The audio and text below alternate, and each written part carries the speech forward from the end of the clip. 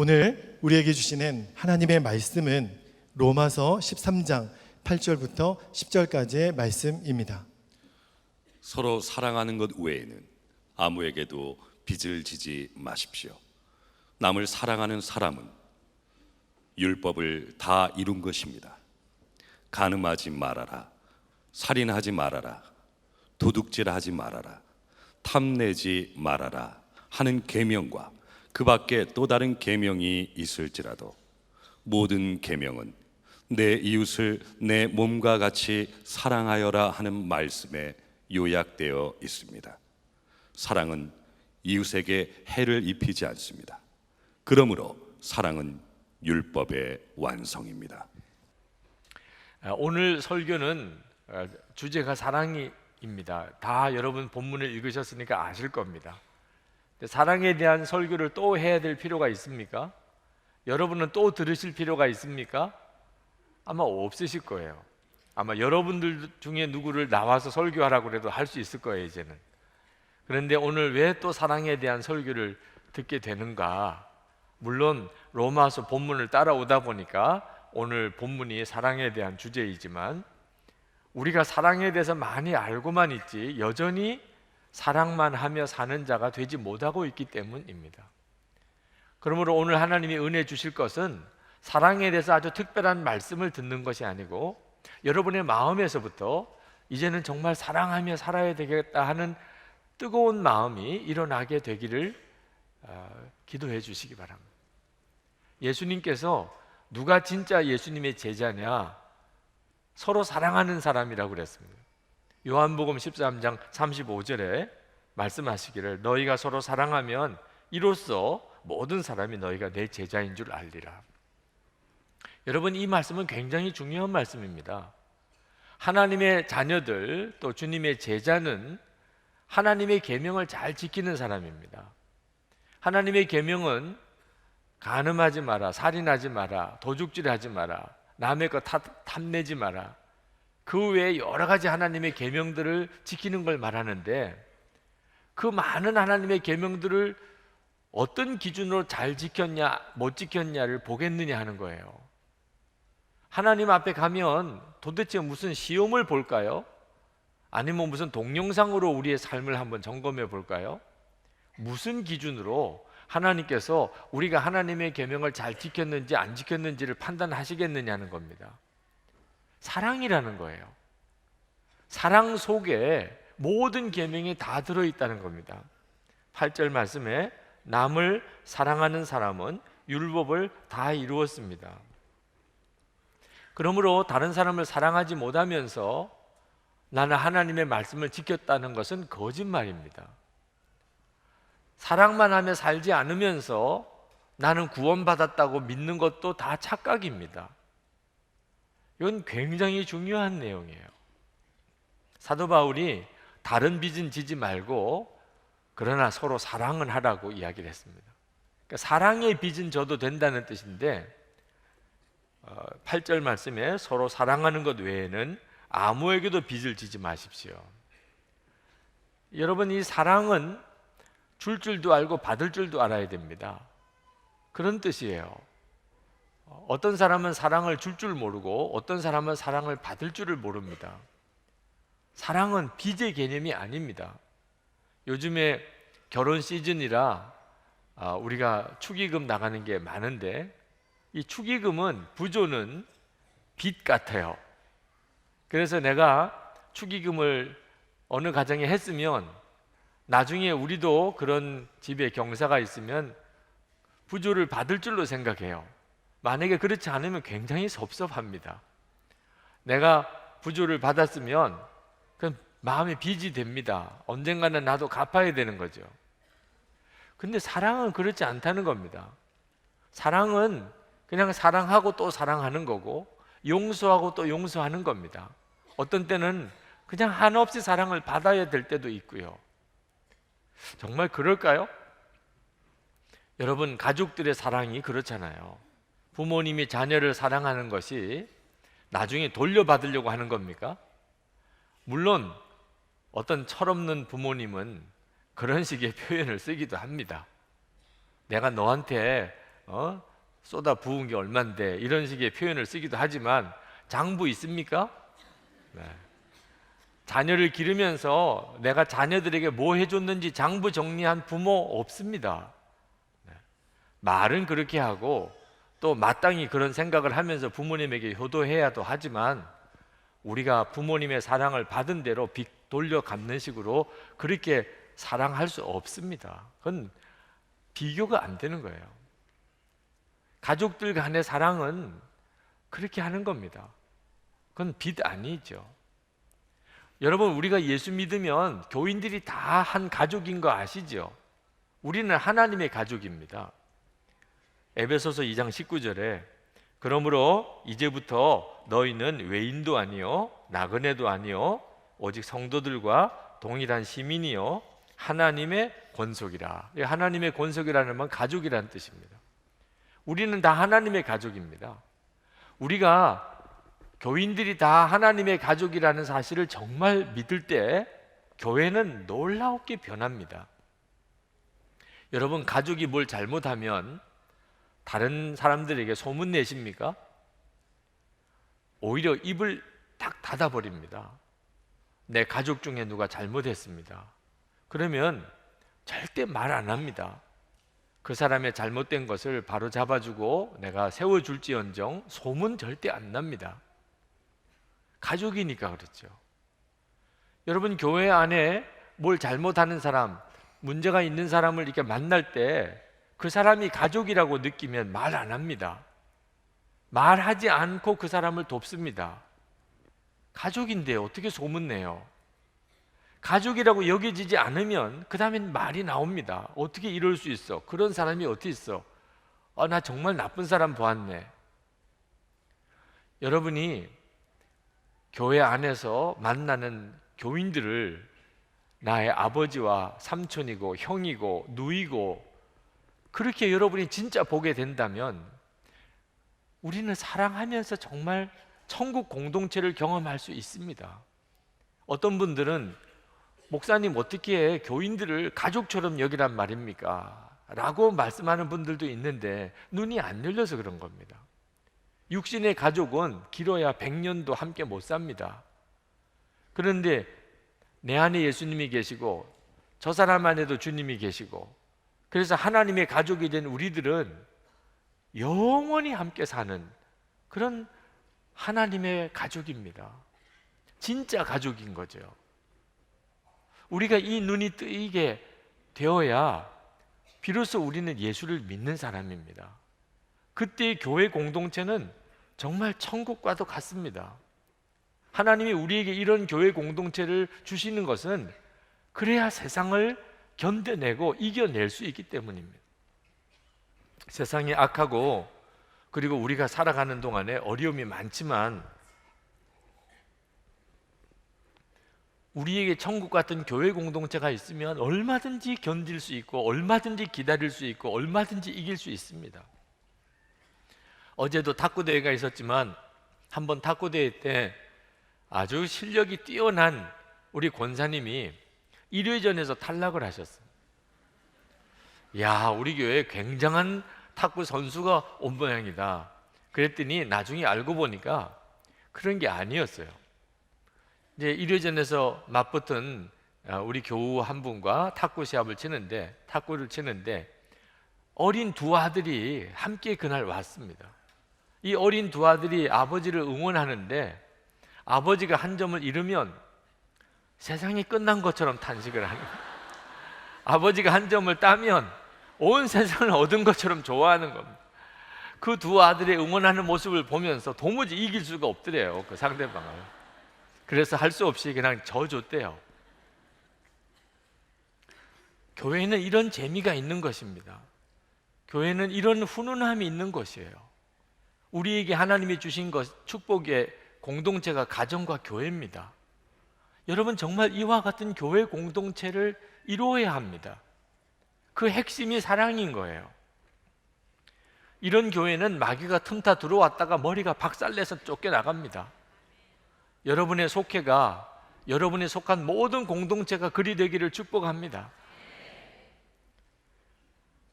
여러분, 하나님의 율법을 지키는 것은 성도들의 마땅한 본분입니다.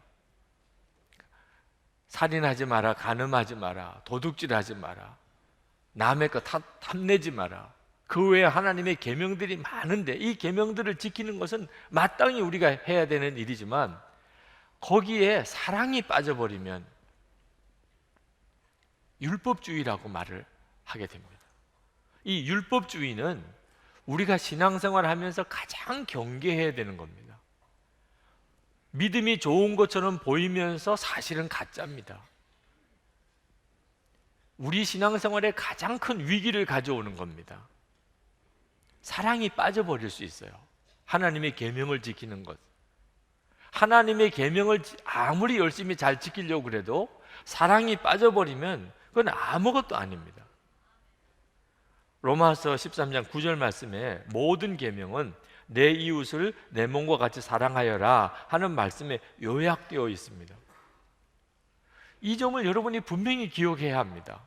여러분이 오늘 주일 예배를 드리시는 것도 하나님의 말씀대로 살아보려고 하는 일 중에 하나입니다.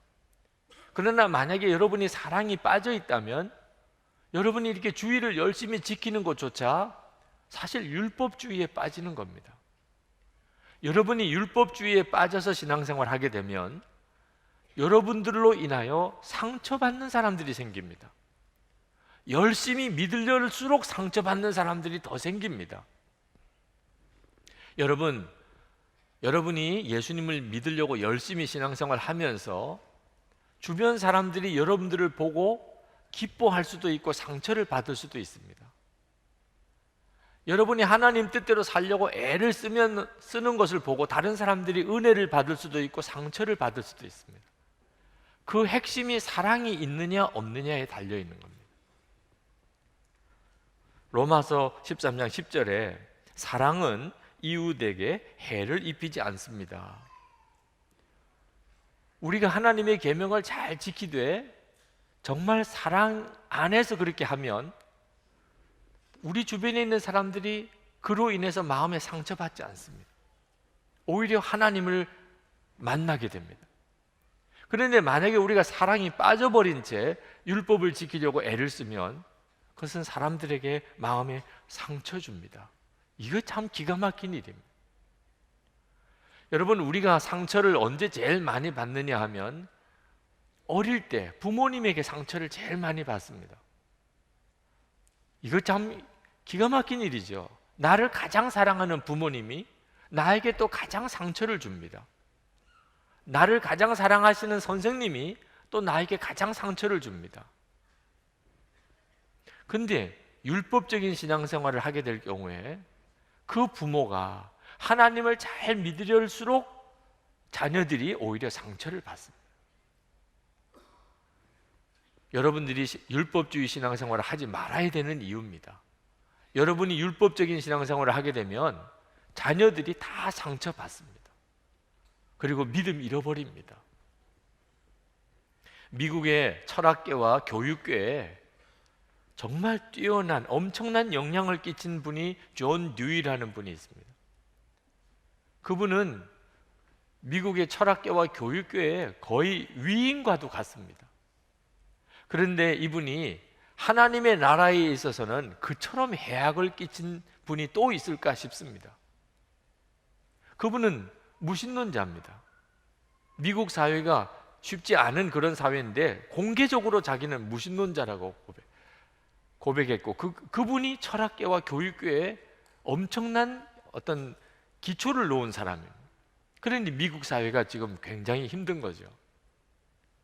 그분은 미국 인본주의 학회를 창설하고 초대 회장을 지냈습니다. 그는 어디에나 하나님은 존재하지 않으며 영혼도 존재하지 않는다고 말했습니다. 그는 진화론을 믿었습니다. 그리고 진화론을 가르쳤어요. 여러분, 진화론은 과학 아닙니다. 그러니까 진화론이라고 하는 거예요. 창조론, 진화론 아직까지 정확하게 과학적인 검증을 충분히 갖출 수가 없었기 때문에 론이라고 붙이는 겁니다. 믿음인 거예요. 창조론도 진화론도 다 믿음입니다. 그런데 이 진화론은 무신론의 결론입니다. 하나님이 안 계시다고 믿으니까 그 다음엔 진화론인 거예요. 진화론이 지금 우리 현대 문명에 엄청난 영향을 끼칩니다. 공산주의도 무신론자들입니다. 그래서 그들도 다 진화론자들입니다. 그러니까 그렇게 무자비할 수 있는 거죠. 존 듀이가 소련 정부로부터 사회주의 훈장을 받기도 했습니다. 영적인 맥락이 통하는 그런 노선인 거죠. 그런데 존 듀이가 어떻게 이런 무신론자, 철저한 무신론자가 되었나? 그 부모님은 아주 열심히 있는 신앙생활 하시던 교인이에요. 그렇게 열심히 신앙생활 하던 부모님을 둔 아들이 어떻게 이런 무신론자가 됐죠? 그 부모가 율법주의 신앙생활을 했기 때문입니다. 그 부모는 어린 듀이에게 종교 또 신앙생활을 굉장히 강요했습니다. 아주 철저하게 안식일을 지키고 그리고 신앙생활 하도록 그렇게 거의 강요했어요. 근데 동시에 가난한 동네에 있는 친구들하고는 절대로 사귀지 마라. 사람을 차별하고 가난한 친구들하고는 절대로 교제하지 못하게 막았어요. 여러분, 이 모순을 아십니까? 하나님께는 예배를 뜨겁게 드리고 하나님 앞에 헌금은 열심히 바치고 그리고 교회는 열심히 나가야 되고, 그런데 가난한 사람들하고는 사귀지 마.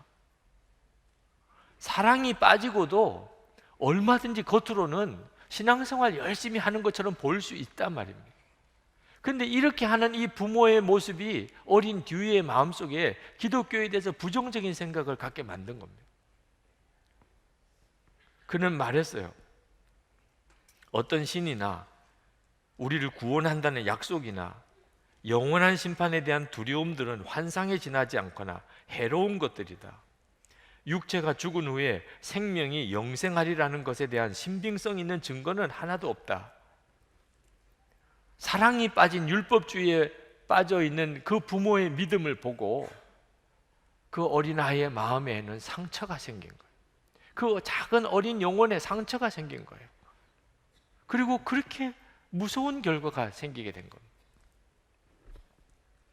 여러분은 이것을 지켜야 되고 저것을 지켜야 되는 식의 율법주의 신앙생활을 이제는 극복했습니까? 여러분은 정말 사랑만 하며 사는 그런 사람들입니까? 우리는 바깥에 나가서 사람들에게 화를 내는 것에 대해서는 굉장히 조심스러워합니다. 그랬다가는 여러 가지 어려운 일이 생기니까. 우리는 나가서 다른 사람들과 같이 일할 때는 짜증내고 신경질 내는 것을 굉장히 조심합니다. 그랬다가는 이거 참 사람 취급을 못 받게 될 수도 있으니까. 그런데 이걸 어디다 다 쏟아 놓느냐 하면 집에 들어와서 배우자에게, 자녀들에게 다 쏟아 놓습니다. 배우자나 자녀들은 바깥에 있는 직장에 있는 동료들이나 교회에서 만나는 교인들처럼도 안 여기는 거예요. 화가 나면 그냥 다 쏟아냅니다. 짜증내면 다 쏟아냅니다. 바깥에서는 그렇게 안 하면서 가족들에게는 다 쏟아놓는 거예요. 바깥에서는 좋은 사람이라는 평가를 듣고 가족들에게는 말할 수 없는 상처를 심어주는 거죠. 이런 형태가 율법주의 신앙입니다. 사랑이 빠져있는 채 무언가를 바로 해보려고 하는 거.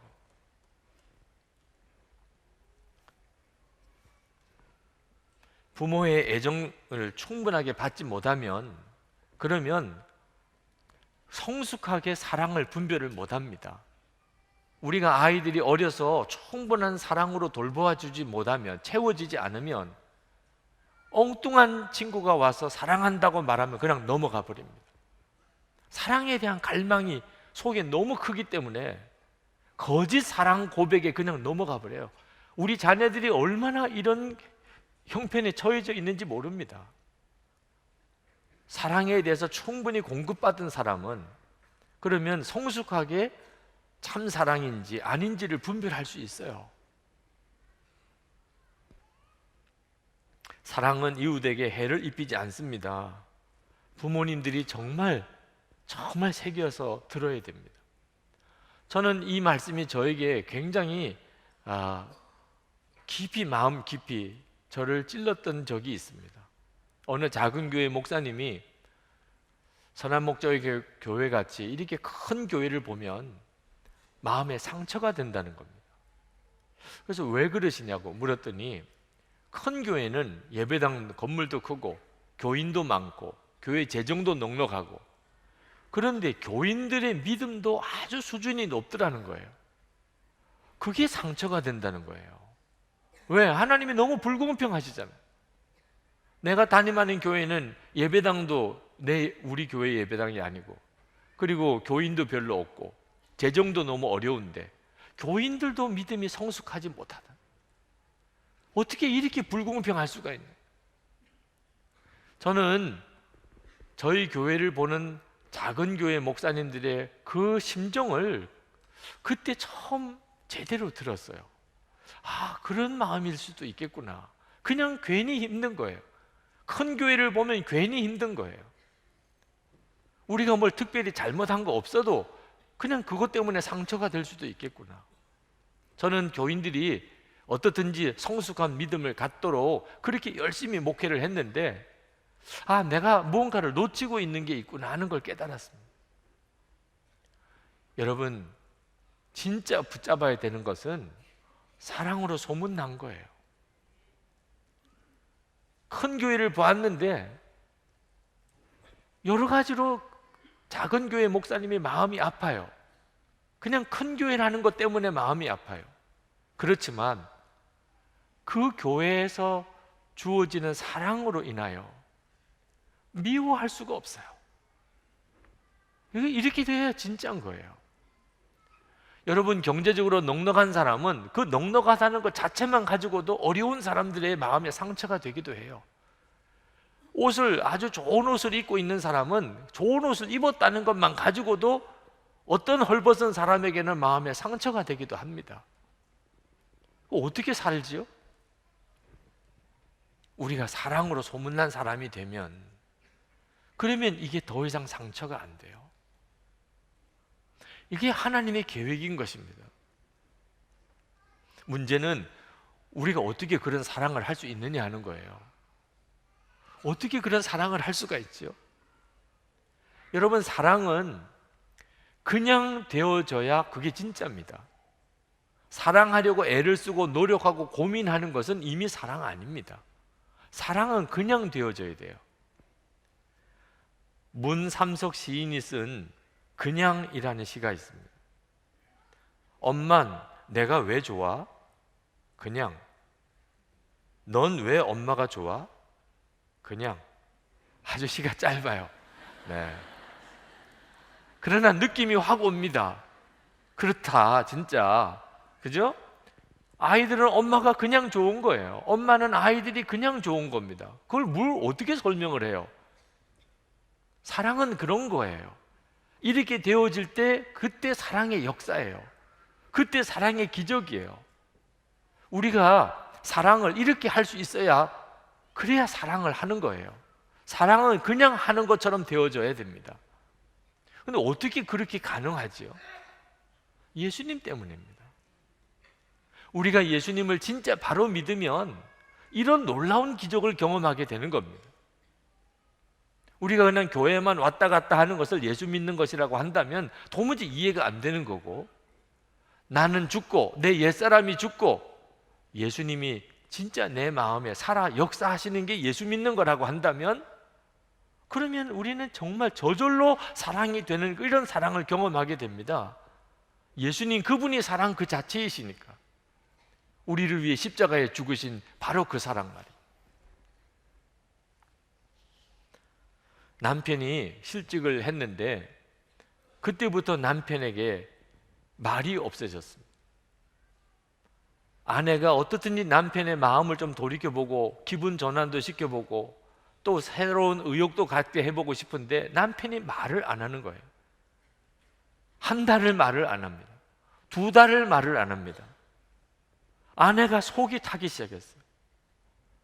이러다가 남편이 실직만 한 게 아니고 완전히 폐인이 될까봐 너무너무 두려운 거예요. 6개월을 말을 안 하는 거예요. 아무 말을 안 하는 겁니다. 아내가 편지지를 꺼내서 편지를 썼습니다. 당신이 자랑스러운 이유. 실직을 했지만 여전히 당신은 내 남편이고 당신이 자랑스러운 이유. 1, 2, 3, 무려 51번까지를 썼어요. 당신이 여전히 자랑스러운 이유. 그리고 그것을 써서 남편에게 보냈습니다. 남편이 아내가 준 그 긴 편지를 읽었어요. 그리고는 눈물을 흘리면서 웃었다고 그랬어요. 6개월 만에 말문이 열렸습니다.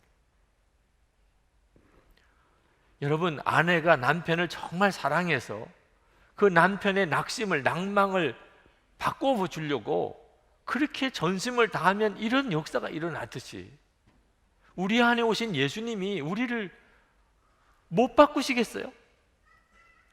우리 힘으로는 사랑 못하지만 우리는 예수님을 생명으로 나의 왕으로 모시고 사는 사람이라니까. 내 안에 오신 예수님이 나를 사랑하는 사람으로 못 바꾸시겠냐 말이에요. 홍해를 누가 갈랐나요? 하나님이 갈르셨어요. 오병이어의 기적은 누가 하셨나요? 예수님이 하셨어요. 우리 안에 그 예수님이 와 계신 거잖아요. 내 옛사람은 예수님과 이미 죽었고 이제는 예수님이 내 안에 오셨고 내 왕이라고 내가 믿고 나갈 때 주님이 사랑하게 만드시는 거예요. 이게 진짜 예수 믿는 겁니다. 이것이 복음의 능력이에요. 로마서 13장 10절에 사랑은 율법의 완성입니다. 결론이에요.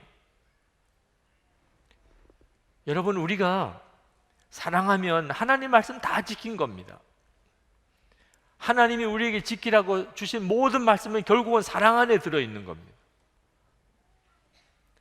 결국 하나님이 우리를 위해서 독생자를 주시고 예수님이 십자가에 죽으시고 그리고 그 예수님이 우리 마음에 오신 이유는 사랑만 하며 살게 하려고 하신 거예요. 저나 여러분이 사랑만 하며 살게 하려고, 가정 안에서도 교회 안에서도 그렇게 살게 하려고 오신 거예요.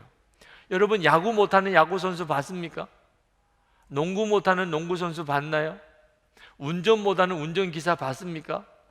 저는 못 봤어요. 이 말이 안 되는 거죠. 근데 여러분, 사랑 못하는, 사랑만 하며 살지 못하는 예수 믿는 사람 보셨습니까? 그러면 여기엔 여러 가지 대답이 나올 수 있어요. 여러분, 이건 논리적으로 말이 안 된다는 걸 인정해야 돼요. 사랑만 하며 살지 못하는 예수 믿는 사람, 이건 논리적으로 말이 안 되는 거예요. 그럴 수가 없는 겁니다. 그런데 우리는 그런 경우를 너무 많이 보고 그 케이스에 내가 들어가는 난감한 일도 있다는 거죠. 예수님을 바로 믿고 있지 못하기 때문입니다.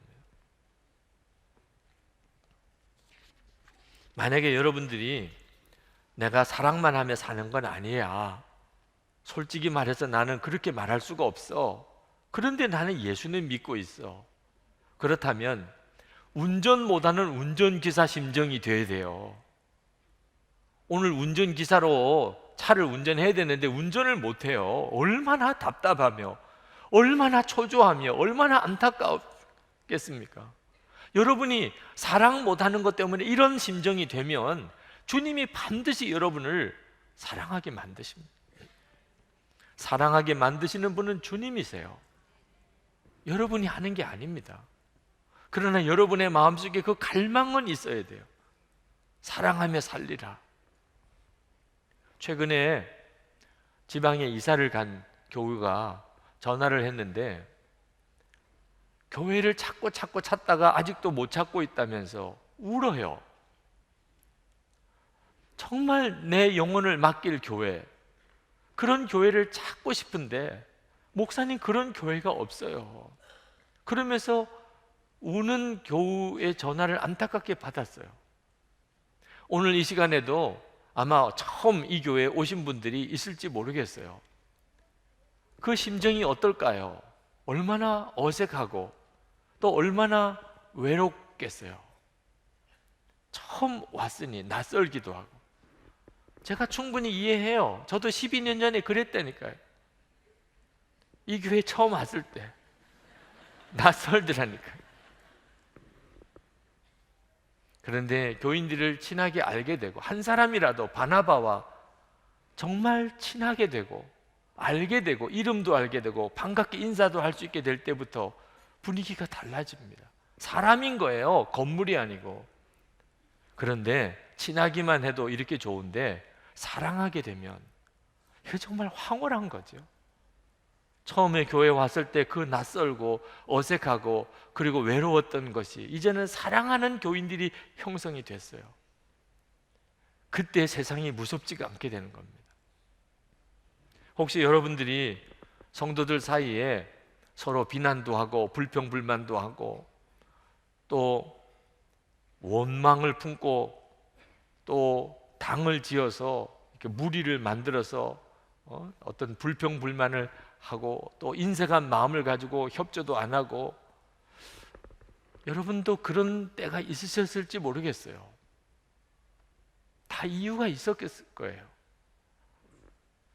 어떤 사람이 정말 여러분의 마음을 아프게 하고 뭔가 틀림없이 잘못된 일을 했고 뭔가 여러분들의 보기에 마음에 전혀 들지 않는 어떤 모습을 보았기 때문에 그랬겠지요. 괜히 그렇겠습니까? 그러나 솔직히 이야기해야 됩니다. 내가 교인들 사이에 불평불만하고 내가 그 사람에 대해서 비난하고 내가 무리지어서 당을 짓고 내가 협조도 하지도 않고 인색하게 하고, 그건 모두 다가 죽지 않은 옛사람으로 여전히 내가 살고 있는 증거입니다. 내가 아직도 죽지 않는 옛사람으로 살고 있는 거예요. 내가 옛사람이 진짜 죽고 예수님으로 산다면 그럴 수가 없는 거예요. 어떤 사람을 만나도 어떤 형편에서도 예수님은 그런 분이 아니시잖아요. 오늘 이 시간에 예수님은 여러분들을 초청하는 겁니다. 놀라운 삶으로 사랑만 하며 사는 삶. 염려 근심, 먹고 사는 염려 근심은 다 주님께 맡기고 오직 사랑만 하며 사는 삶으로 여러분을 초청하는 거예요. 변호사인 밥 코프가 말했습니다. 거절하면 안 되는 초대가 딱 하나 있습니다. 오직 사랑만 하며 사는 삶을 살라는 초대입니다. 이 초대장은 봉투에 담겨 오지 않습니다. 잠잠히 주님을 바라볼 때 마음 깊은 곳에서 계속하여 일어나는 초청입니다. 부유한 삶으로의 초대를 거절하는 사람은 없을 겁니다. 하지만 사랑으로 충만한 삶을 살라는 초대를 거절하는 사람은 많습니다. 더 놀라운 삶인데 말입니다. 지금 당장 살 수 있는데 말입니다. 저는 오늘 여러분들이 설교를 듣고 그냥 흘려 지나 보낼까 봐 사실 좀 걱정입니다. 늘 그런 분들을 많이 봤거든요. 언제쯤 여러분은 사랑만 하며 사는 삶으로의 초대에 응하시겠습니까? 여러분, 오늘 절대 놓치지 마시기 바랍니다. 사랑하게 만들어주신 분은 주님이세요. 그러나 사랑만 하며 사는 삶으로의 초대를 여러분이 받아들이는 일은 여러분이 해야 합니다. 주님, 제가 그렇게 살고 싶습니다. 운전보다는 운전기사의 심정으로 주님, 저를 사랑만 하며 살게 해주세요. 여러분이 진심으로 기도하면 구하라 그러면 주실 것이라. 구함이 아니니까 하나님이 주시지 못하는 거예요. 이 시간에 기도하겠습니다. 여러분이 정말 마음으로 구하세요. 사랑만 하며 살게 해주세요. 사랑 안에 하나님이 주신 모든 계명이 다 들어있다고 그랬는데 주님, 제가 그렇게 사랑만 하며 살고 싶습니다. 가족들에게, 내 교우들에게, 내가 직장에서 일터에서 만나는 모든 사람들에게 하나님 정말 사랑만 하며 살게 해주세요. 나머지는 다 주님께 맡깁니다. 기도하겠습니다. 은혜와 사랑에 충만하신 하나님, 놀라우신 하나님의 은혜를 감사합니다.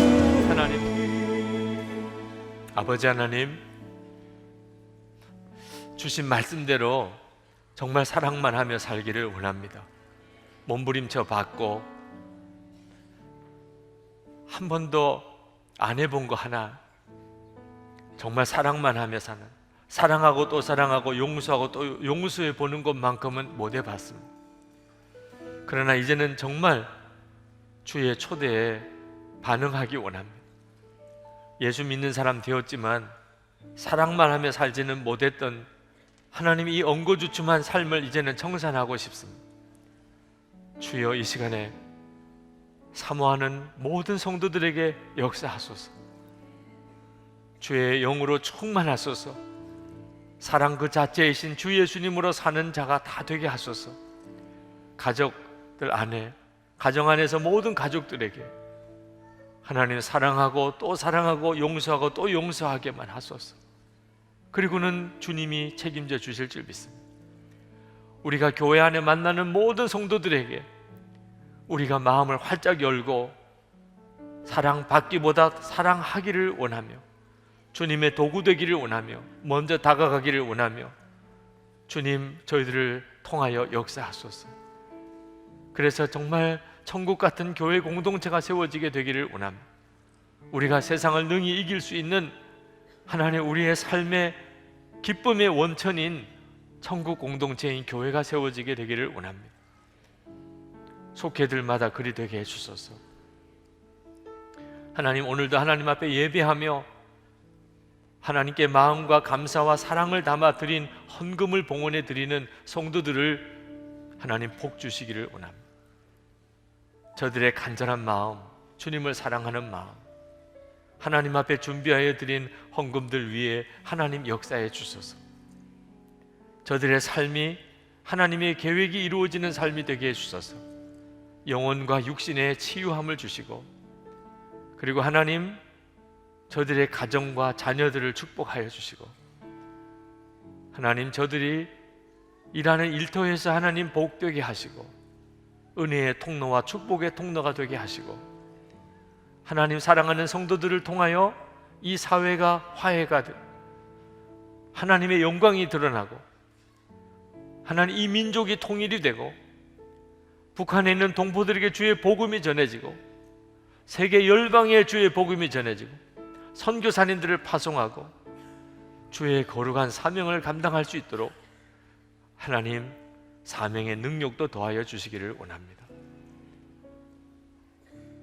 지금도 핍박당하는 지역에서 위험한 형편 속에서 복음을 전하는 선교사님들 주의 손에 부탁합니다. 그 가정을 주님의 손에 부탁합니다. 북한에 있는 동포들을 속히 구원해 주시기를 원합니다.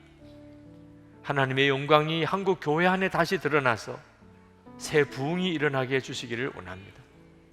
주 예수 그리스도 이름으로 간절히 기도합나이다. 아멘.